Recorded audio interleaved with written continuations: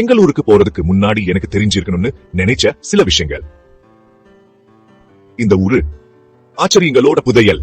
இந்தியாவோட சிலிக்கான் வேலி எப்பவும் வெளிச்சிருக்க பெங்களூருக்கு வணக்கம்.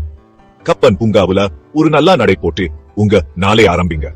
அங்க பச்சை பசேல்னு அமைதியும் சேர்ந்து அழகா இருக்கும். வரலாறு தெரிஞ்சுக்கமா? பெங்களூர் அரண்மனை அதோட கம்பீர்த்தோ உங்களுக்காக காத்திருக்கு. சாப்பாட்டு பிரியர்களே சந்தோஷப்படுங்க. எம்டிஆர்ல மொறுமொறுன்னு தோசையில இருந்து இருவிவி புறத்துல சுடச்சுட தெருவோர கடைகள்ல கிடைக்கிற சாப்பாடு வரைக்கும் பெங்களூரு சாப்பாடு சொர்க்கம். ஷாப்பிங் பண்ணணும்னு ஆசைப்படுறவங்களுக்கு கமர்ஷியல் ஸ்ட்ரீட், பிரிகேட் ரோடு ரெண்டுமே பேஷனும் குதூகலமும் நிறைஞ்ச இடங்க. இவ்வளவுதானா? இல்லவே இல்ல.